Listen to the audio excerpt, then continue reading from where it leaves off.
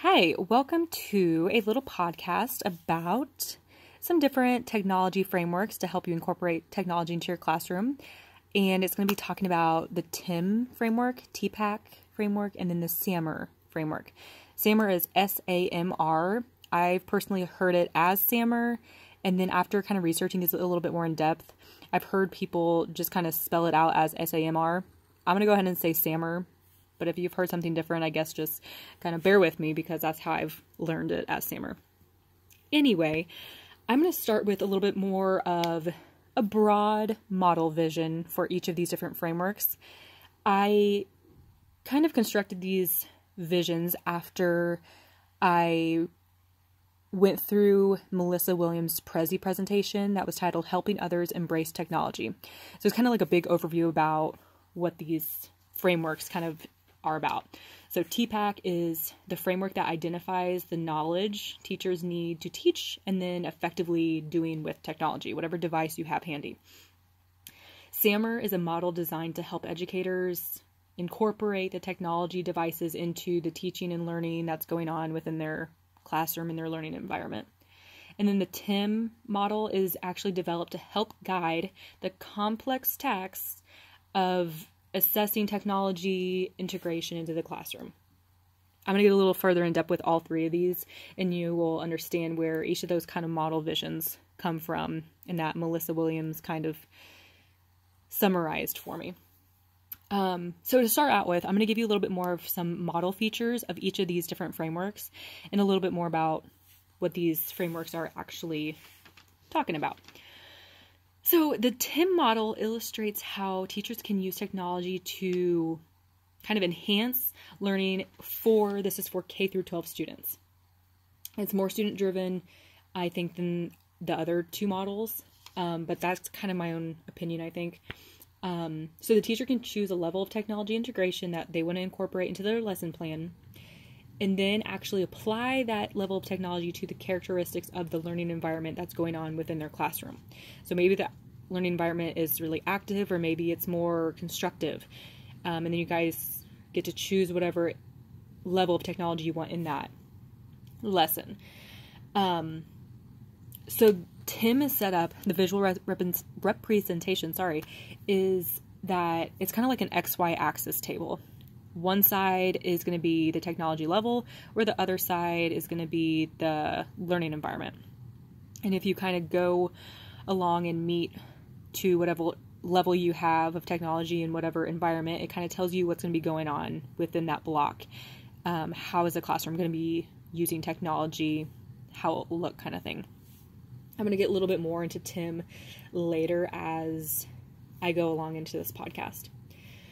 The next one is TPAC that I'll be talking about, the features about it. It focuses on developing teachers. A little bit more of like a professional development kind of thing. It strengthens the content knowledge of the teacher, and then the primary basis that TPAC is using is the knowledge of technological, pedagogical, and then obviously the content. SAMR, the features are that it's really driven on student level engagement.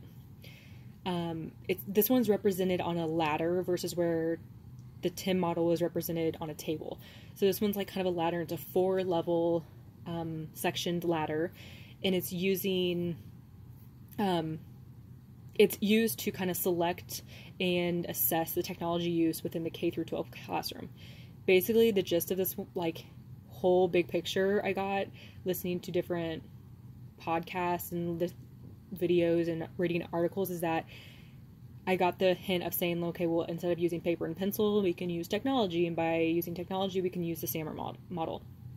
So a teacher can use technology as a substitute, the S, augmentation, which is where the A comes from, modification, M, and then the R is redefinition. So I read Kathy Schrock's article that was titled SAMR and Blooms, and she gave me a little bit more about what each of those topics kind of look like in the classroom with the technology being used. So the S, which is standing for substitution, your technology device or tool is acting like a substitute to whatever they were doing before technology was incorporated. So there's no change. So for example, if they were doing a worksheet before they had, say, an iPad, well, now the worksheet is on their iPad and they're just drawing on their screen. There's no change. They're doing the same thing.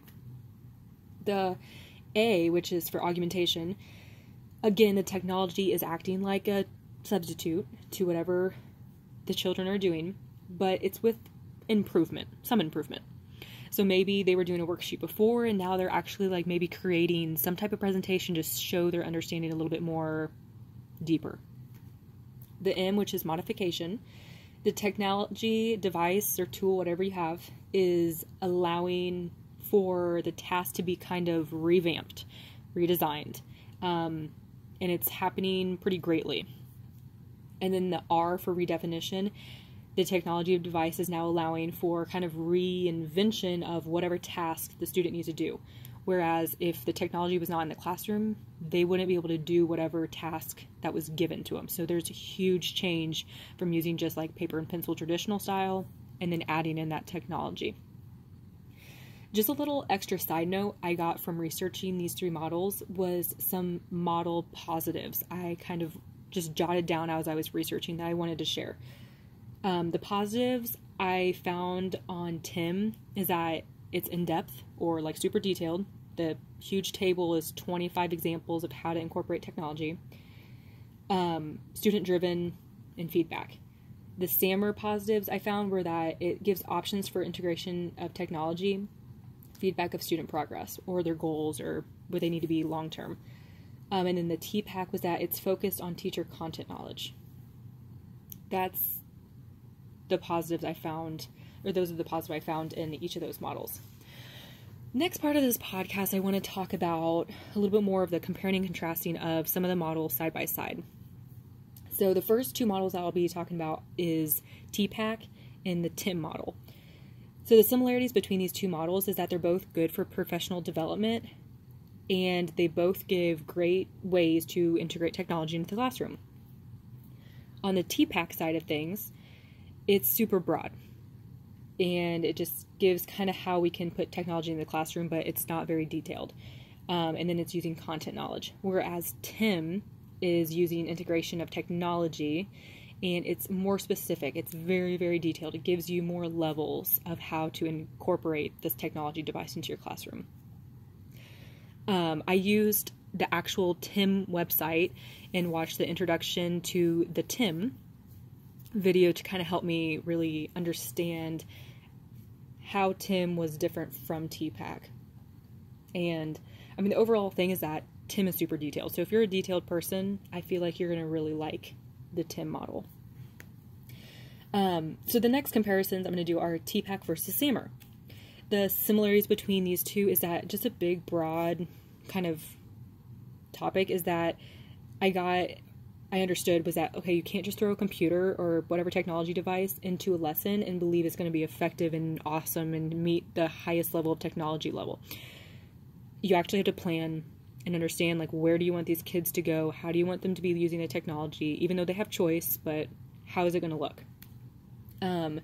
And then another similarity that I got from Kathy Schrock's article was that they're both based on Bloom's taxonomy levels, which is really helpful because the teachers I've come across in my career and myself is that we are familiar with Bloom's taxonomy, so it might be easier to learn about TPAC and SAMR because we already know the Bloom's taxonomy levels. So it's a little easier to maybe understand these two frameworks in that way. So now to the differences between TPAC and SAMR. TPAC is displayed in a 3-circle Venn diagram, and it has 3 components in it, and your goal is to be in the middle where all 3 of the topics overlap: the technological, the pedagogical, and the content. That's going to be your highest level of using technology in the classroom. Whereas SAMR has 4 components, and that's back to the substitution, augmentation, modification, and redefinition.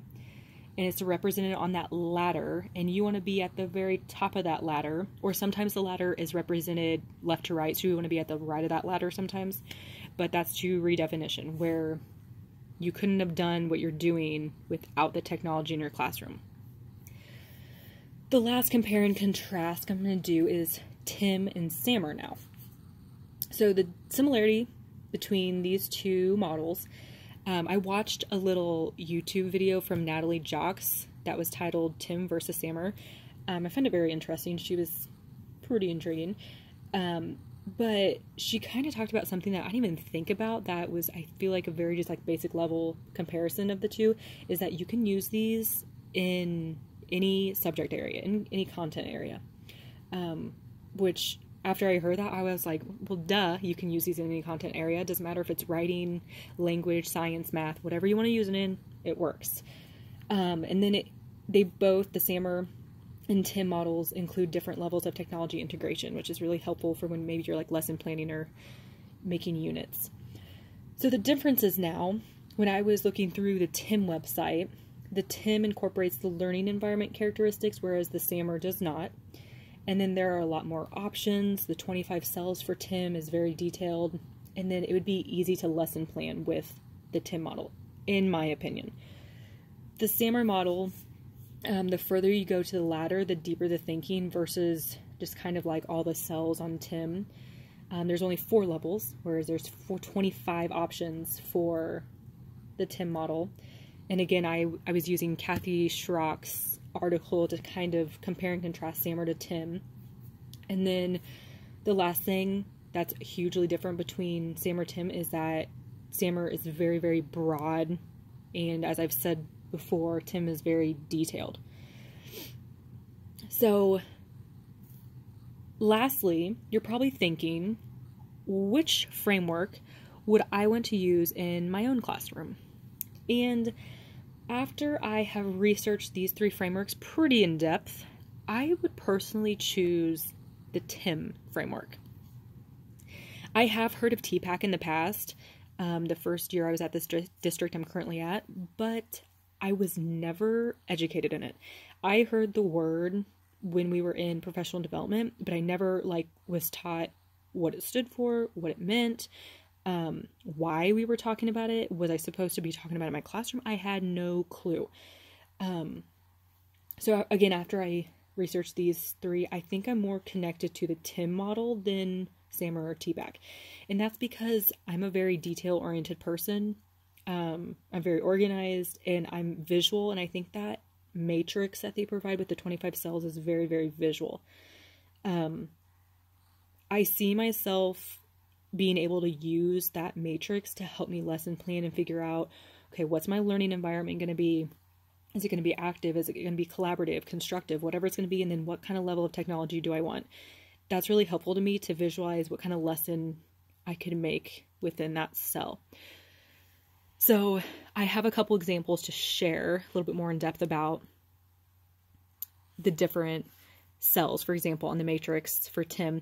So for example, I could choose my technology level could be like adaptation, and the environment I could choose would be like collaboration. So that cell tells me that it's collaborative use of technology devices, some student choice, and then exploration. So for example, I could have the kids be doing research using their technology device, and it has to be collaborative research, so teamwork. They're in teams researching, famous American or some type of country, whatever it may be. It could be social studies, maybe it's something totally different, maybe it's a writing topic. And then they would have to maybe choose, again, it has some student choice, choose how do they want to represent the knowledge that they've learned by researching this in their collaborative environment. They can maybe make an iMovie, and my kids really like filming. So some kids like to make iMovies because we have iPads. Some like to use the green screen app we use so they can actually feel like they're somewhere in the world recording as a news anchor. So that's one way I feel like I could use a TIM model to incorporate in my classroom. The second way is I would choose the technology level of infusion a little higher, and then my environment would be constructive. So that cell actually says on the TIM matrix is that choice and regular use of building knowledge. And this comes straight from the TIM website. I'm not making this up. It's straight from the matrix. So examples of that is that they could choose to research whatever format they want. So they could be researching about maybe a topic in science, and they could be like, well, do I want to watch videos to get my research? Do I want to watch little podcasts, or do I want to read blogs? Do I want to find some tables to look at? Maybe they just want to read articles, because sometimes my kids are strong readers and actually just want to read. They aren't visual.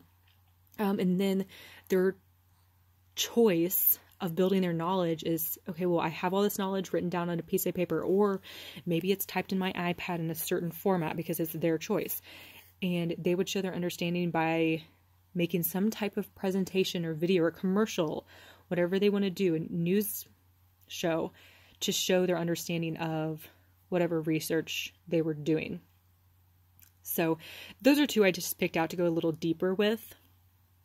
And I think that's about it on everything. Again, my resources for this podcast were Melissa Williams, her Prezi presentation called Helping Others Embrace Technology, Kathy Schrock, her article called Sammer and Blooms, the TIM website, and I specifically really dug into the video Introduction to the TIM, and then that YouTube video by Natalie Jacques. I hope you enjoy this podcast about some different technology frameworks and learned a little bit about each of them. Thank you for listening.